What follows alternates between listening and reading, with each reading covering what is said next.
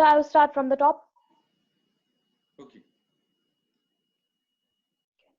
Good evening, everyone. Thank you, everyone, for being present in our presentation today. I am Aditi Kiju, and with me, my members, Shristika Pradhan, Anisha Lama, and Simreek Shrestha. Our topic for today is Federalism and Development, from Social Studies, Unit 1, Lesson 3. Before starting the topic, I have some questions here. Some questions like, we all have been hearing the term development and government together most of the time.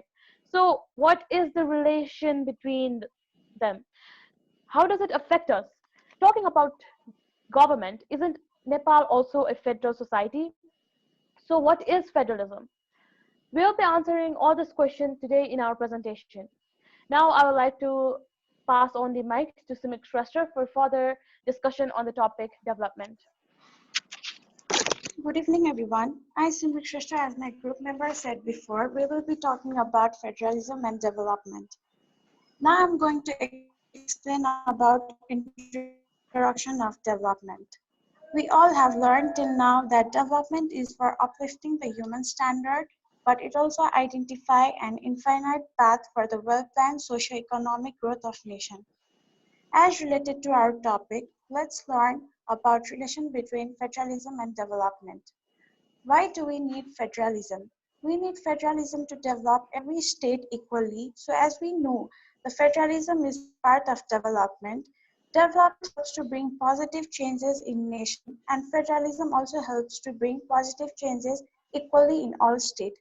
In my opinion, their relation is to bring positive changes in nation. Now I'd like to call Anisha Lama for the discussion of the topic federalism.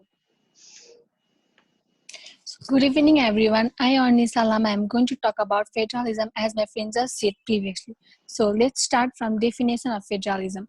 As we know that federalism is a system of government in which the power is divided between central authority and various constituent units of country. Of fact, there are only 25 federal countries. Some of them are Nepal itself, United States, India, Brazil, Russia, etc. There are three types of federalism too. They are creative federalism, new federalism, and dual federalism. But let's not get into and move to the other slide. And before moving to the other slide, have you ever thought why federalism was created and who did? Well, you will be knowing the answer of the question right now in this slide.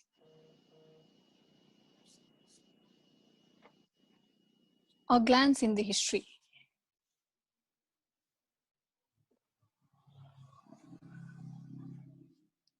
Alexander Hamilton, James Madison, and George Washington were advocates to balance order with liberty. The founders identified several reasons for creating a federalist government: to avoid tyranny, to allow more participation in politics, to use the states as laboratories for new ideas and programs. So we have known the reason why federalism exists. Now let's check merits of federalism. Merits of federalism: equal development among provinces, uplift living standard, optimum use of means and resources, provinces of states are divided to form their own government, formation of dual government. Before moving to the other slide, I would like to share saying that every good thing comes with a bad thing. In the same way, we learned about merits of federalism. With it, we will be learning the challenges or disadvantages of federalism. Challenges of federalism are not suitable for small land country, very expensive method, maximum possibility of conflict, people may suffer from various problems, demarcation of states is equal to threat to national integrity. Now, we have been clear about federalism like we learned before, Nepal being a federal country. So let's also know about our country's federalism. For that, I would like to invite my friend Shristika Pradhan. Good evening, everyone. As my friend said, I will be talking about federalism in Nepal. As need of people automatically grow due to change-seeking nature and social structure, so delegation of power from center to local becomes unavoidable to address the increasing of public in the changing context. So there's a question why federalism was needed in Nepal. But before getting to that, let me explain about Nepal before federalism.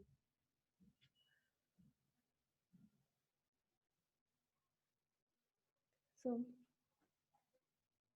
as you can see in the picture, Nepal was divided into 5 regions before federalism, and before that too, we all know there was unification campaign that united small principalities which occurred to shape modern Nepal during 17th century and divided into 20 hill, 9 Madhya and 3 inner Madhya districts during Rana dynasty.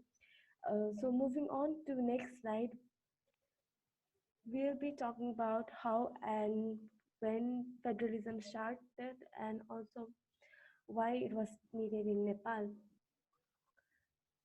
Federalism was done so that there is sense of mutual cooperation and unity among people living in different regions of different caste, cultures, and religions. As with with the success with the success of mass movement to 2062 or 2063, people demanded wider horizon in change or development, or that Nepal decided to adopt a new governing system known as federalism. So let's move. No, I say as I said, I'll also be saying why it was needed in Nepal. Federalism was necessary because the country failed to materialize the dream of having equal development of all country through concept of regionalism under unitary system of government.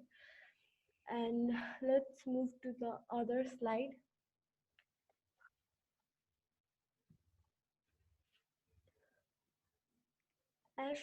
As shown in the picture, we can see a major difference in GDP since 2000. As federalism was adopted by Nepal in 2006, and we can see that it has made a mass difference in the GDP of Nepal. Um, Nepal. So, as we are talking about federalism in Nepal, we should also know about how federalism has divided Nepal's government, its power, and its function. So, for this topic, I would like to invite Aaditi Kiju. Good evening, everyone, once again. Like my friends before said, I'll be talking about how federalism have divided Nepal in three different government. Those three different government are central government, provincial government, and local government. Before telling their power and function, I would be telling the definition each turn by turn. So first of all, central government. Central government is the government that bears the responsibility of maintaining national security and exercising international diplomacy.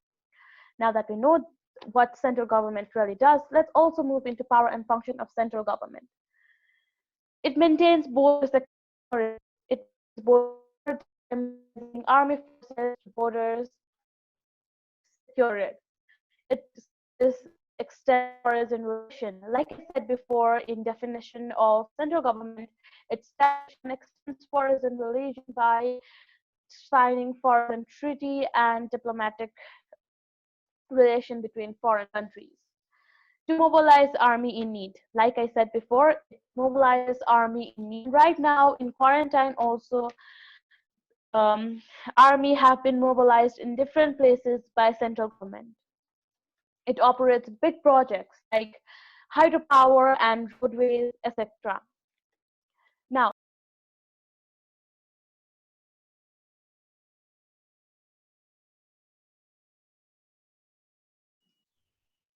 I think there was some problem with Aditi's presentation. Okay, she's back again. Okay, Aditi. yes, sir. Okay, So I'll once again start from that slide. Yes. Yes. Like I said before, sorry, provincial government is a government that is a second layer of government between central and local government. Its power and function are it makes province law and execute them. It mobilizes natural resources for its own province benefit. It maintains security life by mobilizing police forces, and it operates developmental work in different sectors like educational sector, electricity, drinking water, etc. Now, the last topic is the local government. Local government is the lowest tier of administration on within given state. Its power and function are to plan or make decisions for local development projects. It carries out activities related to citizens and public properties like disaster management. It maintains law and order by deploying police forces. And lastly, it maintains records and other federal activities like issue recommendation letters and citizens cards, etc. As I said before, this is the last topic of our presentation today.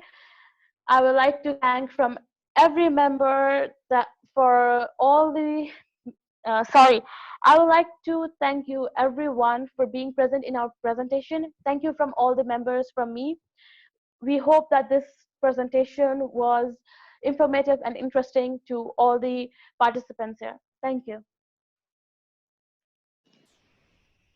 Okay, once again, a big round of applause to the whole group. Okay, so now we have 4 minutes. So if we need to come back again, let's come back again. Okay, children. So Aditi, I just want you to share as a leader. How did you come up with a teamwork? Was it like, did you have help from your teammate members also? Like, what kind of help did they give you? Okay, and how did you come up with this presentation? Um, my answering that question, how my members helped me. My members actually researched their own topics. I divided their topics and then told them to research about it. They researched about it and kept it in a slide. They kept in and in that slide they kept their understanding. And then I told them to make it as short as possible and not to copy and paste as much as possible. And then after they finished their slide, they shared it to me, and then uh, we and then I took some of their researches and kept it in the presentation, and I told them to make their speeches, and if they need any help with research or even speeches, they could come to me. And then we did a lot of video calls so that we could understand what are the problems to us and what kind of research problem we had. And um, this presentation wouldn't have been complete with all the members' research and their hard work too. So uh, uh, thanks to all the members for their hard work, and thank you again. Okay. And I actually came up with this idea. Mhm. Yes. I actually came up with this idea by like when we call it a group, it should be a group and everything should be done in a group. So not one person will do all the thing and not other person will do all the things. So a group is a group and we should divide the work and do it. Very proud of you, group members. I'm really very proud of you all. The effort that you have shown, it's excellent. Now there are few things, okay, like the things that I had said previously, 6 by 6. Okay, when there is a definition also, and the definition or that whole sentence is very long, you can divide that sentence into different points so that the viewers can see that definition in a chunk, in a small part. So it will be a little bit more understandable. But your presentation was excellent. Okay, it was excellent. Now only, as we say in Nepali, Sunmati Sugandha, right? The essence in gold. Okay, now you have to just add a little bit of essence, people were very explanatory also. You had a lot of examples also. Okay.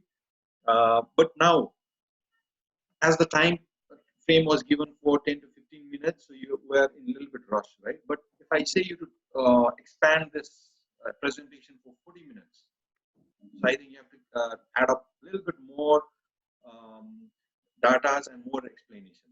As Aditi did, I want every group members also to do this, that same thing. Okay, children. So once again, a big round of applause to you all. A digital round of applause. Okay, very proud of you. So continue with this good work. So I hope you have learned how to work in a team during this social distance period also. So hats off to you all. So thank you very much, children. I will be giving you feedback. Okay. If there are some changes, if there are something, I will be giving feedback to you. Okay, children. Okay, sir. Okay, sir. Bye bye. Bye bye, sir. Bye. Have a nice day, sir. Bye, Bye bye. sir. Okay.